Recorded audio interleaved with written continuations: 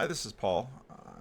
A lot of the content I get from you, and a variety of you send me things on Twitter. You leave recommendations or links in the comments section. Sometimes you send me emails, and that's usually where I find this stuff. Now, you always have to kind of be careful about what you send me because sometimes people send me things and they want me to be like, oh, yeah, this is great. And then I actually find it interesting, but I'm kind of critical of it. And then I share with you what I think, and then sometimes people get mad at me because I wasn't the mook they thought I'd be. So I am what I am, and that's all that I am.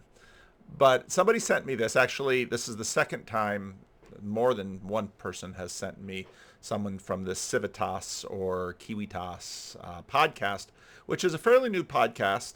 It's got Peter Lightheart and James Wood. James Wood he's been on. He hasn't been on actually. I'm going to get him on. He teaches up at Redeemer University, which is founded by a bunch of Christian Reformed people in Ontario as sort of a Canadian something where Canadian kids don't have to travel to Michigan over the border to Calvin College. And so Redeemer has they started I think I think they started in the 90s or so. You can correct me if I'm wrong in the comment section, but so James Wood is there, and he was I believe he was a PCA minister. He was a church planter. He wrote a big thing about Tim Keller.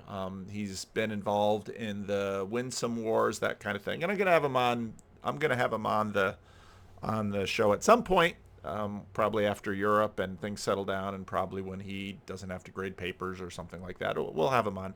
And Peter Lightheart. Peter Lightheart is not someone that I've done a lot with on the channel, but he is, I found out that he's in the same denomination as Doug Wilson, but he's a little different from Doug Wilson. So these two have a podcast about post-liberalism, and they had Nancy Pearcey on, which was a podcast that I really enjoyed. That was episode 11, and now Bryce sent me this episode 12, and so there you go, Bryce. You get that achievement badge that you recommended a thing to PVK, and he played it.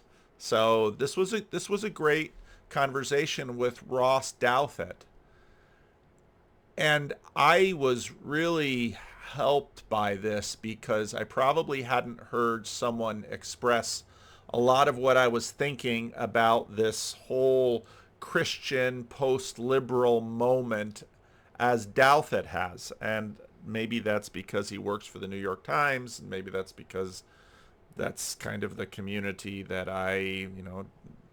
longtime reader of the Times, and so sort of alienated in the whole thing that has happened in the last 8 to 10 years. But let's jump into it. Douthat begins by explaining how he looks at a bunch of the post-liberalism thing in terms of, actually this is going to come up in my rough draft for Sunday this week too. I've already written most of it, but he looks at a lot of the people there, and he's just got a bit of discomfort about it because he thinks they're right in a number of ways, but finds that they don't seem to really have a viable thing to offer. And Douthat has just been saying he doesn't really have a solution either, but he's watching and he's paying attention and he's listening. And so then he starts to sketch out some of what he sees in terms of where we're at. I have just a basic uncertainty from my own perspective, where my basic view is that there's sort of a limited form of liberalism, a procedural form of liberalism that tends to be a kind of container or vessel for some stronger view. And for most of American history, that stronger view was some form of Protestant Christianity. Okay, this is very similar to that Tim Keller clip I play. In other words, everybody was a nominal, 80-90% of people were nominal Christians. And because they were nominal Christians, they had a moral base, and they lived with the illusion that we're really not a Christian country, we're a secular country.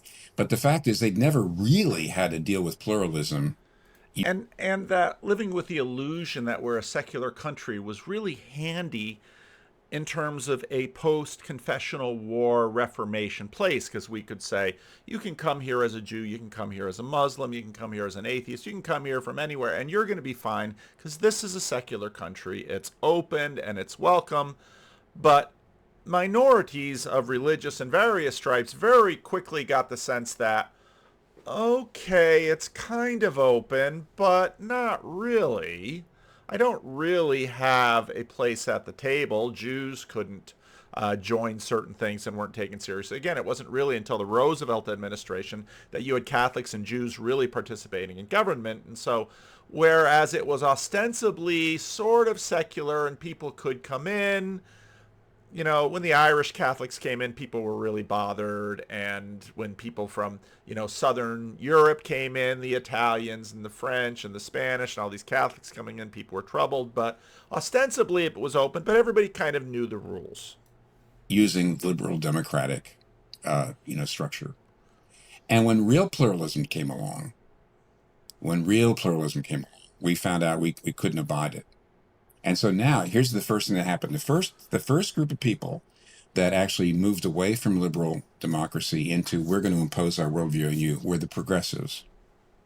They were the first people. Which is super interesting because, of course, the progressives are the heirs of the mainline WASPs who basically in the Roosevelt era came in charge, and they just kept working their program. But as Keller notes, they were the first ones to begin to say, you know, shouldn't really be open. I remember the congressional. It wasn't her Supreme Court. It wasn't her Supreme Court hearings, but the woman that Trump appointed to the Supreme Court. I remember when she was being interviewed for another judgeship, and Al Franken, you know, really went after her in terms of a religious test. And a bunch of people said, hey, wait a minute. The Constitution specifically demands that there be no religious test. Now, this book that I'm reading, American Nations, so, Mark Lefebvre of Navigating Patterns gets an achievement for that, because Cal Zeldin, John Vervaeke, they've all, I bought books because of their recommendations, and Mark Lefebvre said American Nations, which has been excellent. So it's a really complex story, but Keller is right. People to start doing it. What Rowan Williams, Archbishop of Canterbury, former, he calls it programmatic secularism rather than procedural secularism.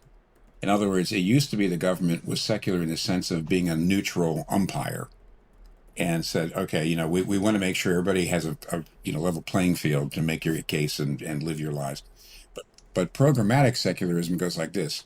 Put it this way. In the 60s and 70s, even the 50s, if somebody wrote a book saying it's okay to be gay, that would probably be not publishable because it would be banned as obscene speech, right? Today, if you try to write a book or say it's not okay to be gay, now it's also condemned as obscene speech, except it's called hate speech. And what's happened is there was a kind of hegemony. It wasn't pluralistic. There was a kind of nominal Christian hegemony that really did run things. And when that fell apart, now we realize, well, who's going to get in charge? Well, it didn't really fall apart. What it really did was morph. And increasingly after the Cold War, the Christian aspect of it got more and more uncomfortable. And so that got sort of pushed to the side, and a lot of the other beliefs just kept moving. Charge of defining hate speech and obscene speech. And progressives said, we're going to do it. And so what they actually have done is they are imposing a kind of programmatic, hard secularism. And conservatives and Christians have seen that. They say, you know what, you're not being neutral anymore. You're really actually pushing. You're actually saying you have to keep your religion totally, totally private. when our religion doesn't allow that. Now, by the way, it's the same problem with Islam. So they're going to have, the more Muslims that are here, the more problems they're going to have there too. But the issue is that conservatives are pushing back, wrongly, I think, and are saying, yeah, liberal democracy doesn't work. There's a lot of conservatives saying we need Christian nationalism. We actually need to get, the state needs to be overtly Christian, Now, Douthat's going to add a lot more nuance to this. overtly Protestant, or there needs to be, the Catholic integralists say that the Catholic Church should be the state church. And what they're saying is there's absolutely no way to get that moral consensus. We're always going to be fragmented. Liberal democracy doesn't work.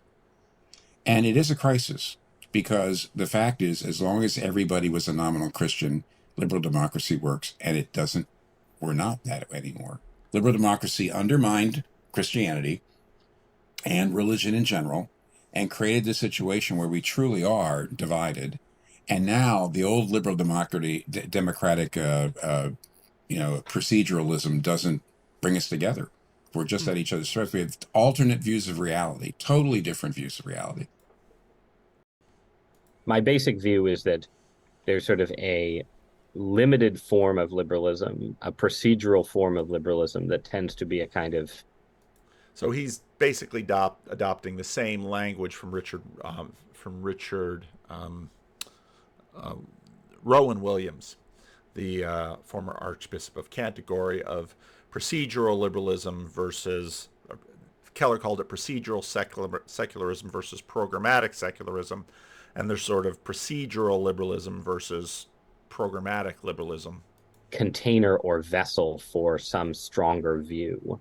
And for most of American history, that stronger view was some form of Protestant Christianity. And a lot of what we've seen since the 1960s is a kind of, the emptying out, the draining away of sort of Protestant center from American life, which leaves this kind of.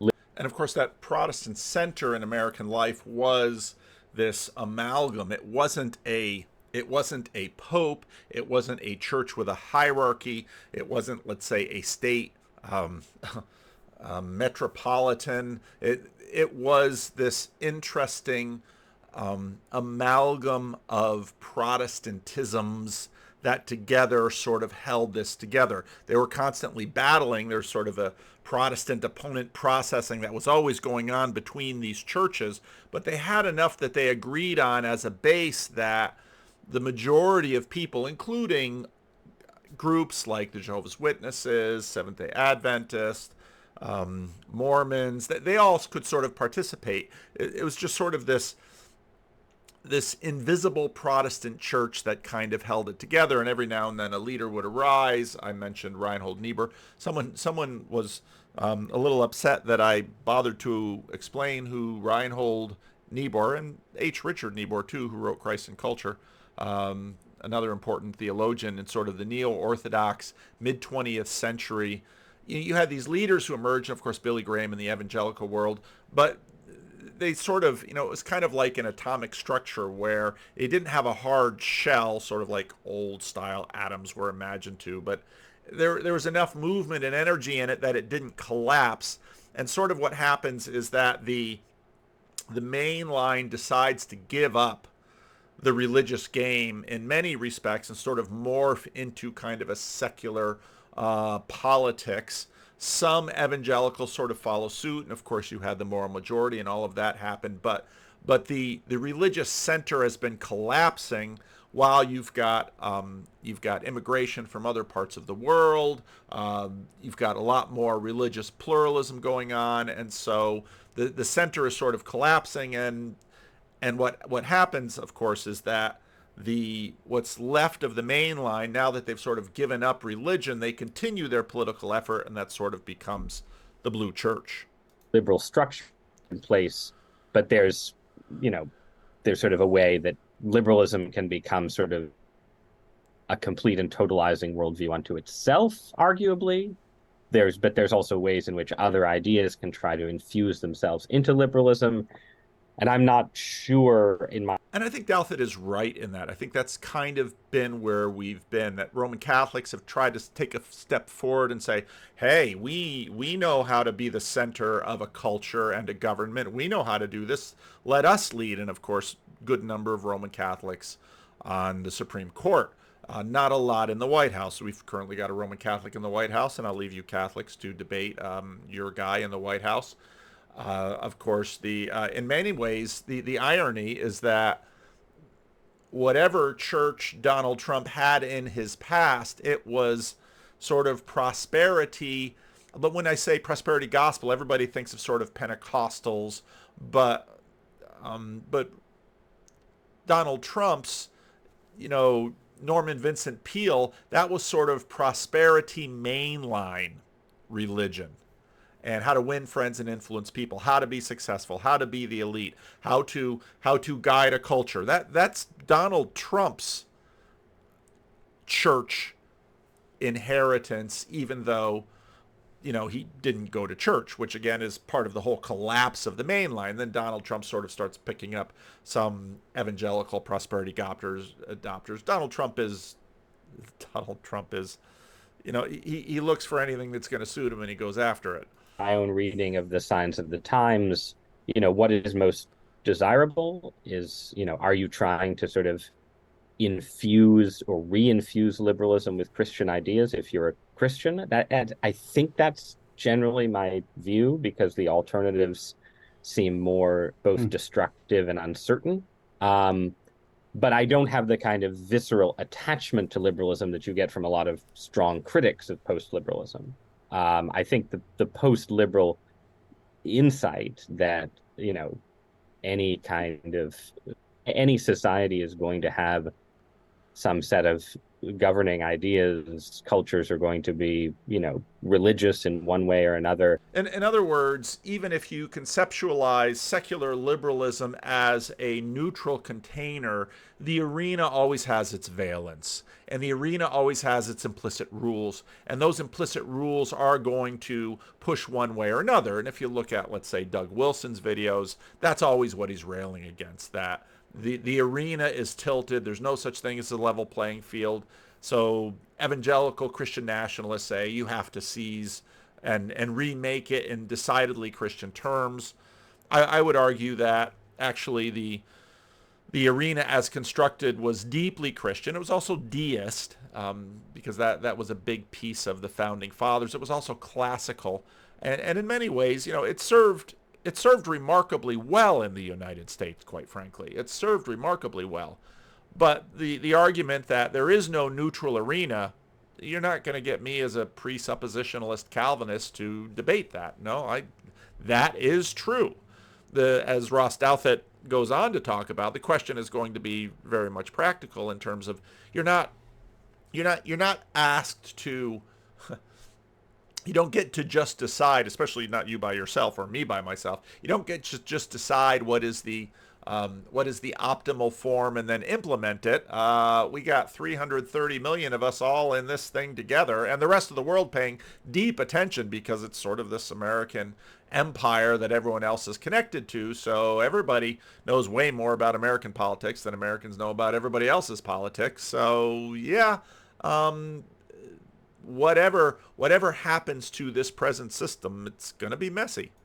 Christianity is not a private religion. If America became more Christian, American politics would inevitably become more Christian. All that seems right. So I occupy the slightly liminal position between post-liberalism and anti-post-liberalism, if those terms make sense. It's a great place to be attacked from all sides. It is, but I try to be. I certainly please no one, but I generally try to be. We feel try to be friendly. I don't have grudges. I mean, I think a lot of the discourse around post-liberalism is driven by real anger on both sides. Anger from people who are, strong defenders of liberalism, who see post-liberalism as a fundamentally authoritarian threat, and then post-liberals who see liberalism as responsible for the increasing ills of our age. And I think those aren't the only two groups. You have the other groups that say, no, we need wholesale change. It's kind of the woke left. Everything needs to be dismantled so that we can rebuild without systemic racism or systemic injustice. And we sort of get a set, if we tear down the structure, then somehow we can sort of have amnesty for all the sins of evil in the past. So the truth is there's a lot of people attacking liberalism, as Tim Keller noted. Defeat of Christianity from some perspectives and so on. And my uncertainty, I think, has saved. I don't feel that anger in either direction, but then I'm in danger of, as Jesus would say, of being the sin of lukewarmness instead. Well, I suppose. Yeah, I'd like to return a little bit to kind of under the surface. There's like the Jody Bottom thesis. So that's James Woods. This is Douthat's book that read, I don't know, a couple of years ago now. This is a book that many of you have recommended to me, and I've read some of it. It's written, I believe, in 2013, and a lot has happened since then. But he covers a lot of the same territory here about sort of the collapse of the Protestant mainline and the waspy Protestant leadership elite in the country, and how Roman Catholics sort of tried to fill in that gap and, really haven't succeeded, in good measure partly because the Roman Catholics in America are by no means a unified team, all on the same page with a unified vision as to what leadership of the country and the culture should be. Anxious age, and how do we respond to that as Christians? I'd like to return to that in a little bit, but I'd like to maybe narrow the focus here at the beginning still on forcing you to have a take on some of the movements, but just asking even specifically more, there are these alternatives to liberalism emerging. You kind of mentioned there's some anger, there's some different viewpoints and alternatives that are emerging. And so I wanted to ask, just in a narrow sense, what's your general take politically on the new right, as that umbrella term? It's still broad, but it's narrowed a little bit. What's your take on the contemporary new right? Are there reasons to be hopeful about alternatives to late liberalism within that broad movement? Or do you find more reasons for concern about some of the emerging tribes, which it seems to suggest that you have some of those? And maybe I suppose my basic view is that the best version of the new right, meaning the most substantive and serious version, is basically within the framework of potential political options, correct in its focus. That is to say, the new right, by this I mean a new right that urges conservatives on the one hand to look seriously at deep ills in American culture that are connected to everything from de-Christianization to the rise of the internet to the power of progressive ideology in elite institutions, and to sort of to effect take cultural politics, what gets called the culture war, seriously, not try to sidestep it. Recognize that issues of sex and marriage and fertility and religion are actually some of the core issues of our time. They're not distractions from, say, cutting taxes and focusing on the budget deficit. And again, you can see this on both sides, and Douthat isn't sort of talking about stuff way to the left of them, but there's others that are saying, and this is happening in the church, of course, the issues really aren't sex. If the church would basically get a handle on its racism and its misogyny, then, and then basically make the government take care of the poor, then, so, there's a lot going on here with this budget deficit. And also that while libertarianism may get a lot of discrete policy questions right, at the current moment, the spirit of libertarianism as a cultural force has carried too much before it. Just something like the spreading legalization of marijuana and the legalization of other drugs, right? That this is sort of a victory of libertarianism that is already yielding dark consequences, potentially disastrous consequences. And that and this goes to the point that I've made in the last couple of videos on the Ayla Louise Perry video and on the Kidology video, that sort of while the two battles are winning, individualism and libertarian individualism is really the one that is sort of eating up the pie. So we can't decide whether there should be like soft power, social power, feminine power against pornography or the sexual revolution. We can't decide that. We can't decide if there'll be overt masculine government power trying to rein in these things. So we're going to leave it to the individuals to decide. But then the problem is, of course, that as a culture, we are unwilling to take that all the way. And you might say, well, what do you mean by that? Well, so homelessness is a great example. If you look at homelessness, you would say, well, as individuals, they have mental illness, they have substance abuse, they have difficult economic difficulties. That's up to the individual. So too bad, sucks to be you. And well, shouldn't the government do something, or shouldn't churches or shouldn't someone do something? Well, the thoroughgoing answer is no, they shouldn't do anything. Well, we don't like looking at them and panhandling and, crime gets happening. Well, if they commit a crime, put them in prison and keep putting them in prison. And as a country, we look at that and we say, we don't really want to be that country. Now, we're not on the same page in terms of how exactly should we address it? Should it be churches that address it? Should it be the government that's addressed it? And in many respects, when it comes down to it, cities and counties and states are the ones, sort of the last ones holding the bag. And so then you're going to get back to sort of your programmatic secularism or your programmatic liberalism. And then you're going, well, what are the tools that we can weigh in? Well, you can have George W. Bush with his, and Obama too, with sort of their idea, well, churches can help and governments will work through churches. Or no, we don't want the government sending any kind of money to churches. So what if, a 12-step program, getting in touch with a higher power, gets them clean, or maybe a church program where getting in touch with Jesus gets them clean? We need to have a purely secular approach to getting them clean. Maybe we'll try other drugs that will keep them off of other drugs, et cetera, and off we go. In that case and other cases, you need a right that is willing to be sort of moralistic, judgmental, and restrictive, sort of to critical of vice and willing to use public policy against it. And then join that to a view of political economy that says, look, conservatism needs a view of economics that isn't just about maximizing GDP.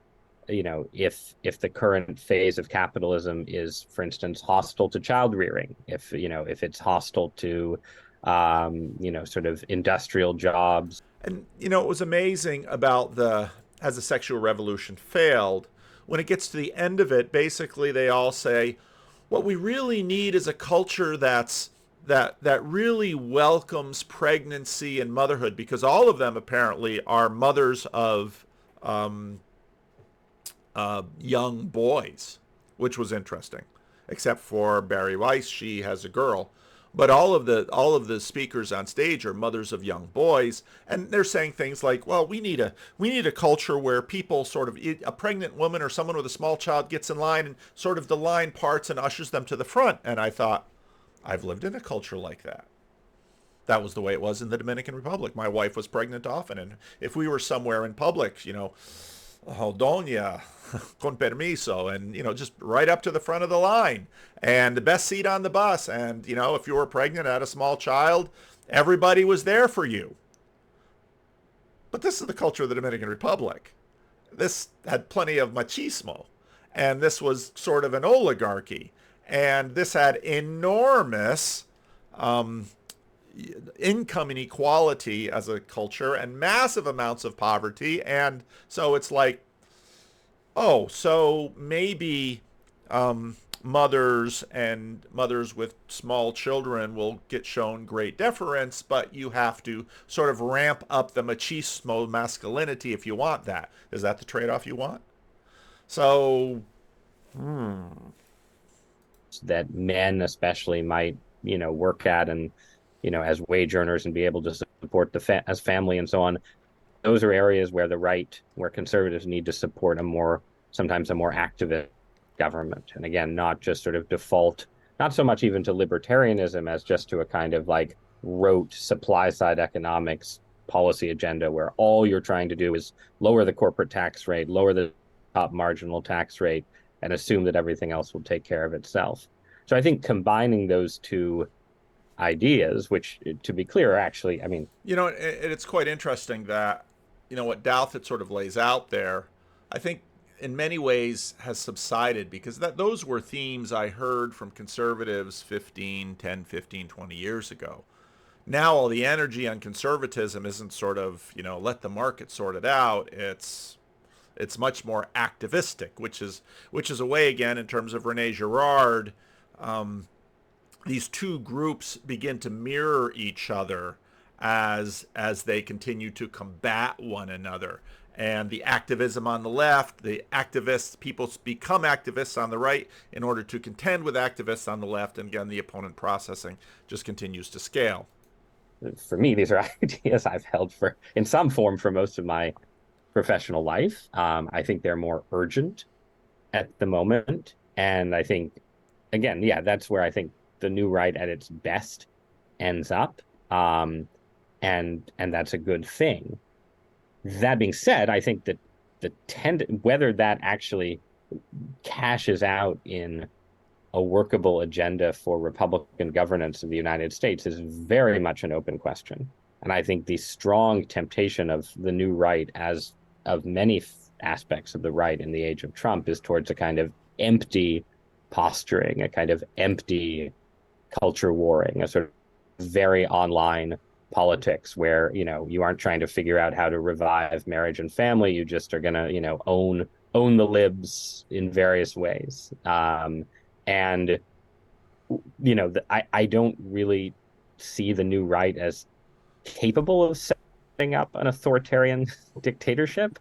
I think it probably does have some temptations. And, they own the libs in various ways. And this is many ways what sort of things have devolved to. Well, you can make a lot of money owning the libs, set up your entire network on liberal tiers and just keep owning the libs and owning the libs, and you just keep feeding that. But does it go anywhere?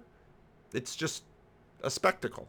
Some temptations in that direction, but that's not really my primary worry. My primary worry is more sort of chaos, misgovernment, and a spirit of crisis, which I think was where the Trump White House often ended up, rather than the dark night of authoritarianism descending. But owning the libs as governance, I think, is a strategy that at best yields chaos and doesn't deliver on the actual promises of new right at its best.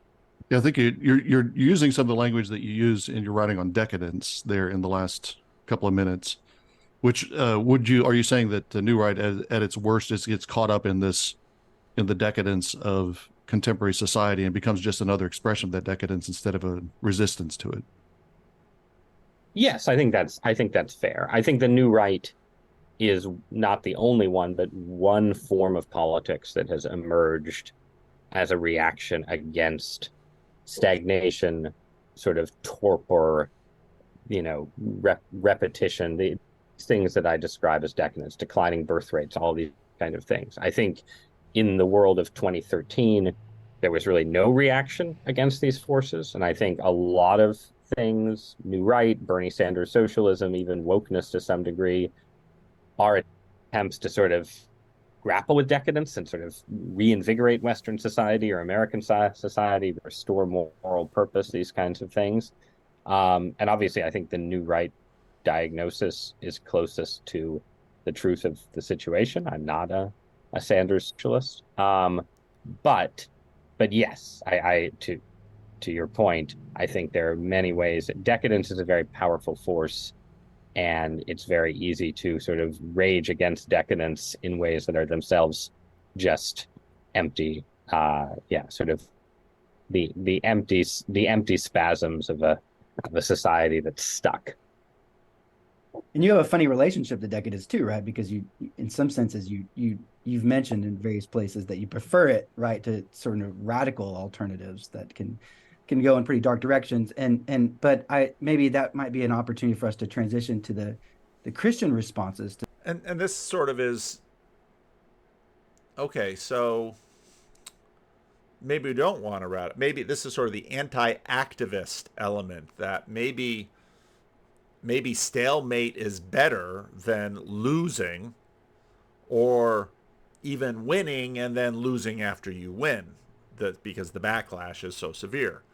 Some of these things, because one of the things you were discussing there, you didn't use these terms, but I basically was hearing you say like the positive you're steel manning what the new right is gesturing at, right, is basically like a form of trying to actually bring in the various facets of Catholic social teaching that often get neglected in contemporary kind of conservative politics or whatever, and obviously also on the left.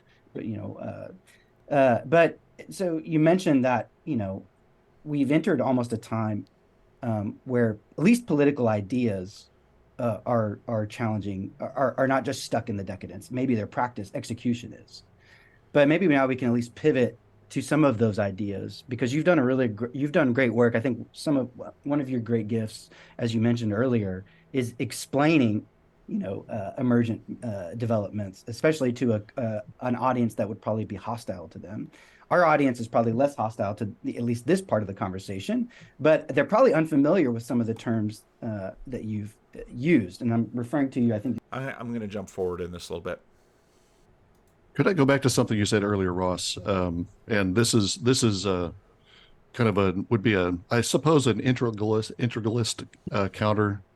You said that the American system is a container, and that it can contain different sorts of movements and agendas, and once it was the Protestant mainline, now it's wokeness or something like that. That's within the container, this procedural container. I mean, the argument of the integralists would be, in part, that's just the problem, that liberalism is just a container. And then the other aspect of the critique would be, in fact, it's not just a container, but the structures themselves provide incentives for certain kinds of things to emerge. It's not an integralist, but D.C. Schindler talks about, or actually it's David L. Schindler talked about the liberal order has to be policed. Somebody has to decide what is permitted and what's not permitted, and those decisions are not neutral decisions.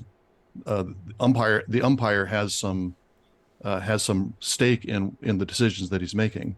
So how would you respond to those kind of critiques of the American system from the more radical post-liberals? Well, I mean, I think that they obviously capture some real truth, right? Which is that liberalism, the liberal container, sort of left to its own devices, tends towards various forms of individualism, tends to encourage various forms of individualism, an individualism of the market and an individualism of the self, right? And so, and when you look at, again,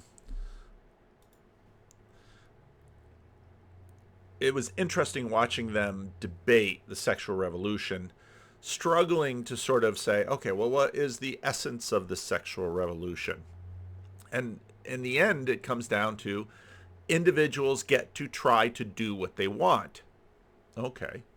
But then are you going to then have society come around and make society responsible, make history responsible for the negative consequences of going out and actually doing what you wanted to do? In other words, I think Douthat is right. There's a deep individualism, and this particular form is slanted towards individualism. You can see the period in certain ways of, 1960 through 2010 as the waning of the old, the sort of old Protestant system, its collapse, its attempted replacement by a kind of, evangelical Catholic alliance, the religious right of the Reagan era and the George W. Bush era.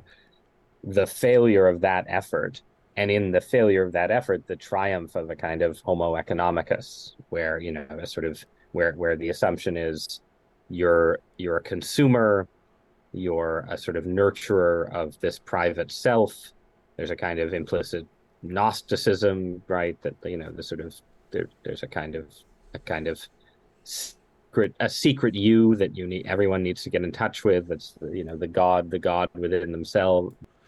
It's the secret sacred self. We have a name for this, Ross. You should learn the name and use it. It's the secret sacred self. And this is sort of becomes a big.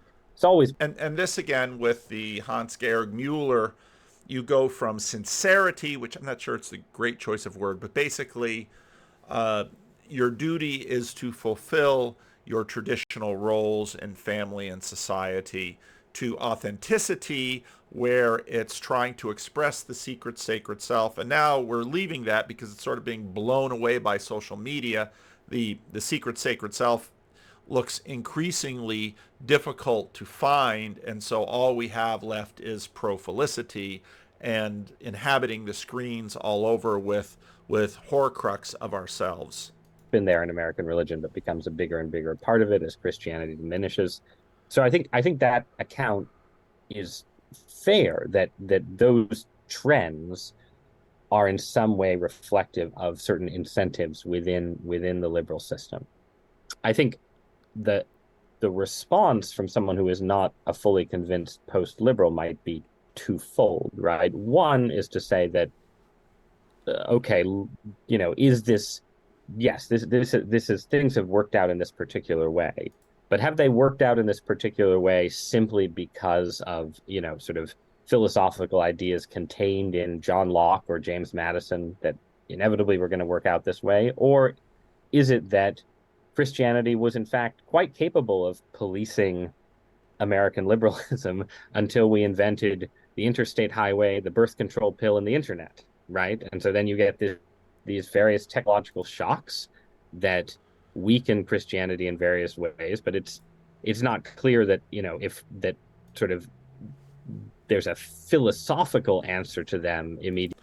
And again, I think this is correct, that so much of what has happened has been this combination of technology and power coming into this liberal space, where the individual becomes in many ways increasingly more powerful, and this power has been given to more and more and more individuals through the internet, through the computer, through wealth, that the individualism continues to go. But of course, as the individuals expand, we start bumping up into each other, because human beings are individuals, but we're also part of these bodies and these collectives and these identities and these participations. And so all of the pressure just continues to mount. And again, so when you get to this question of the sexual revolution, all of the externalities begin to well up, and people begin to have questions about, well, maybe this isn't a good thing, but nobody on the stage really has any solution for it, because any solution would have to, in the individual sphere, have to be taken on by the individual, would have to be a renunciation themselves, and that renunciation would have to take a communal form, which of course churches are used to doing, and other religious groups are used to doing renunciation at a communal form. But those are all the tensions that have been present in the liberationist narratives that have been going on for the last 150 years. Immediately, so much as just sort of they create social problems that need new strategies of evangelization, church building, and all kinds of things like that, right? Like, I think it's an open question whether the sexual revolution and all its aftermath is best understood as certain liberal ideas working themselves out, or certain changes in economics and technology creating challenges that, regardless of political philosophy, the Christian churches haven't figured out a way to address yet. So that would be one point. The other point is just that I want to get there. I thought that was just absolutely correct. That you have all of these changes, and Christian churches, the Christian communities, change is coming so fast that all of the, I mentioned the other day in a Randos, an unrecorded Randos conversation, Protestantism is sort of this laboratory. All these things are tried in Protestant groups, and these ideas die. But things are happening so quickly that it's very, very hard. Once you actually find something that seems to work for the Christian community, having that thing sort of spread and help, I mean, this tremendous research development and deployment challenge that the churches are dealing with, while the churches as a group have less and less influence, power, money, institutional solidity. We are here, right? We are in a society structured in this way, with this sort of this attempt to sort of create a structure for managing pluralism. And I don't think you should assume that this is the best society, the perfect society, or anything like that. But it is the society we have. It is the constitution we have. It's the political order we have. And if you want to propose, if you think this political order is corrupt at the root, then you need to propose solutions and changes commensurate with that corruption, right? You can't just say, liberalism is rotten and was always going to end where we've ended up, and the solution is to pass laws restricting pornography. I mean, I'm in favor of laws restricting pornography, but that doesn't take us out of liberalism. Liberalism has allowed for laws restricting pornography in the past. You need to be willing to say, we need to repeal the First Amendment and not have a soft establishment of religion of the kind that I think liberalism allows, but a hard establishment of religion and so forth. And there are some integralists who are willing to just say this. I think if you say that, you are in a position that is still fairly politically irrelevant to the current situation. But then you have other people who are not quite willing to say that. And so it leaves this kind of radical posture, but without a actual fully post-liberal agenda, right? And I think in many ways, that's what sort of reigns on YouTube, is the posture. Because there's a sense of panic. And then what you look for is, well, here these people are addressing the sense of panic. Okay, so I'm going to listen to them. But there's the sense of panic. There's the cause of the panic. And these people are talking about the panic, but nothing is actually helping. Again, this drives politics. And so then we're going to listen to, well, he's against it, but she's against it louder. And her words are more dramatic, and his words have a sharper meme, and you just have this heightening of rhetoric, but it doesn't mean anybody has any solution. It doesn't mean that, I mean, this is why, to a certain degree I say, okay, Moscow, Idaho, call me when you get to Boise. You can make clever YouTubes on the internet all day long, and well, good, get a few thousand people in your church. This is a nation of 330 million people. I was gotta be careful here. I was driving someone somewhere, I'll say it that way, and going to a thing, and this thing was happening. It wasn't a religious thing. It was a social welfare thing, but a church was doing it, a different church than mine. And I pull into the parking lot, and I see a street racer with a big Sikh emblem hanging from the mirror. And it was just,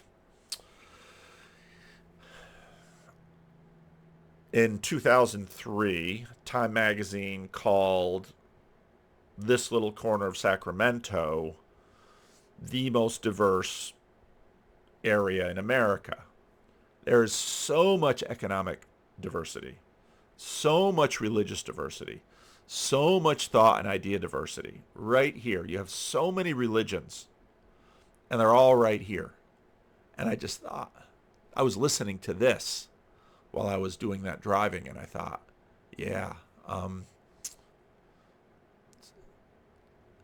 most of this doesn't scale well, because part of what took down the Christian nationalism of the mid-20th century was it's too much of American society could not participate. Black Protestants were sort of on the out. Catholics were on the out. Orthodox weren't even named.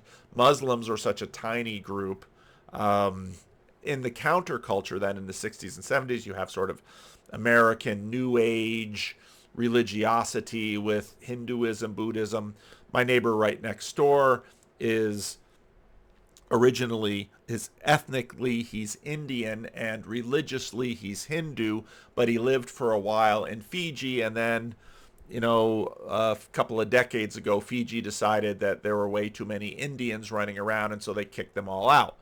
Fiji for the Fijians. Now that's a tiny little island, and I had this piece about Abraham Kuyper before.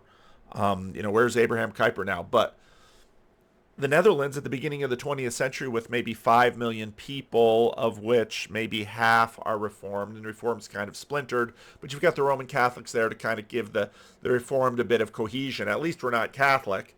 And so Abraham Kuyper, founds a newspaper, founds a university, gets elected prime minister, not for very many years, sort of establishes this way to address the little bit of pluralism that was in the Netherlands at the beginning of the 20th century, pillarization.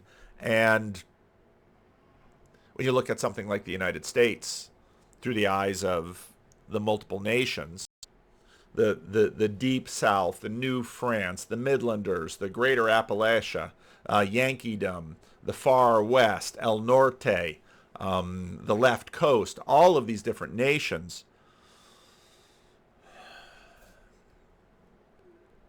I have deep respect for Aaron Renn, and he talks about, Christians. He's sort of anti-populist when it comes to, he's not anti-populist, but he's saying populism isn't going to do it. You need elites, you need institutions if you're actually going to have this. But how, in many ways, America worked because Protestantism by its nature, and you can see this in the way that evangelicalism isn't one denomination. It's this amalgam of denominations that have enough in common to build a degree of cohesion. And to a certain degree, the American political parties are always doing this too. But then to have a religiosity which, again, kidology, I thought there was a brilliant way of saying these fads become these micro religions. I thought that was exactly right. And that those little micro religions tend to last us a decade, but that's really hard in terms of cohesion through time.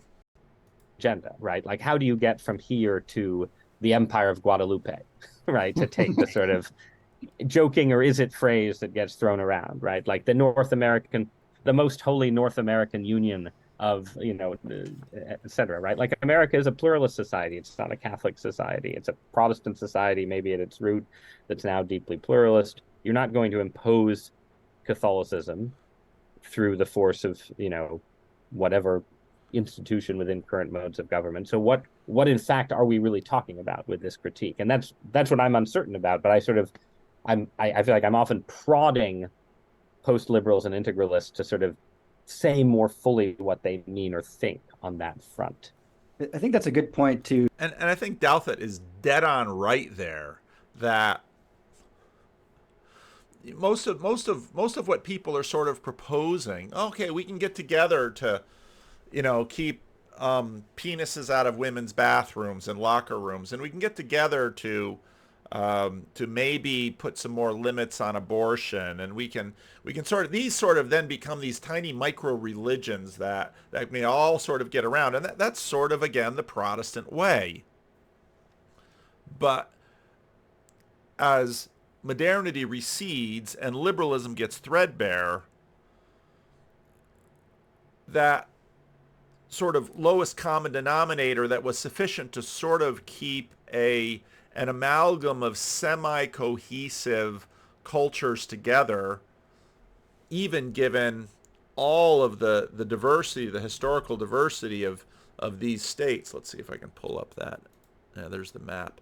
To sort of keep all of this thing together.